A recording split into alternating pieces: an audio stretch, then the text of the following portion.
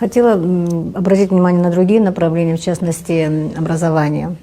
Вот там школы, которые мы пытаемся перевести на абхазскую нашу республиканскую программу обучения.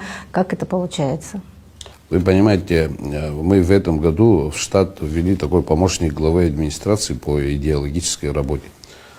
Школы, отдел образования – это есть идеология нашего государства, это есть завтрашнее поколение. Что мы имеем за 20 лет в части Гальского района? Я хочу подчеркивать, я хочу вспомнить добрым словом память Азы Михайловны Гума, которая так много сделала в Гальском районе, что мы имеем там несколько школ, там до 9 школ, где ведется программа обучения по программе Министерства образования, а в 11 школах нижней зоны, где было трудно пройти. Я не хочу говорить, не хочу сравнивать те времена, на самом деле.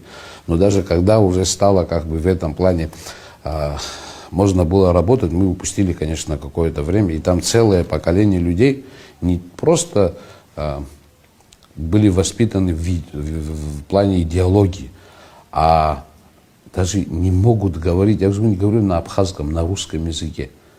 Просто написать заявление. Как мы с этими людьми должны работать?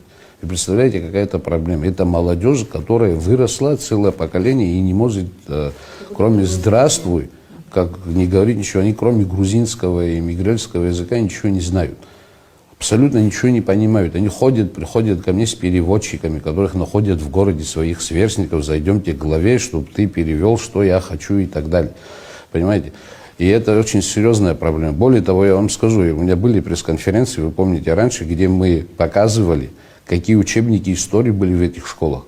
О чем они говорили, что это апсуйские племена, которые приехали, теории Ингороковых, показывали о том, что Россия как медведь разрывает. Это учебники, по которым учились дети в Гальском районе, а мы зарплату платили учителям. Я вот знаю, что трудно было контролировать. Выехать в 2014 году, когда я приехал, чтобы я выехал в нижнюю зону Гальского района на встречу с людьми, меня сопровождали сотрудники милиции, полиции, несколько машин, дорога разбитая, чтобы выехать там, проехать 20 километров, быть 2 часа в пути. Сегодня я могу один сесть за руль, проехаться по всем этим селам, это все может произойти в течение часа-полтора. Конечно, я думаю о безопасности, я там не один, но совсем другая ситуация, абсолютно другая ситуация. И это чувствует Грузия с той стороны. И это прекрасно они понимают, что ситуация в Гальском районе очень сильно начала меняться. Мы закрыли контрольно-пропускные пункты, которые дали свой положительный эффект в этом плане.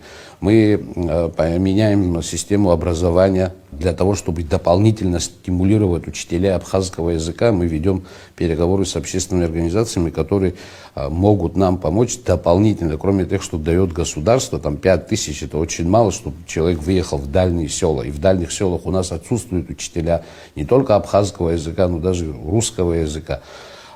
И мы дополнительно простимулировать их, вот буквально со мной разговаривали, и есть такая, надеюсь, что будет такая возможность, мы это все будем делать.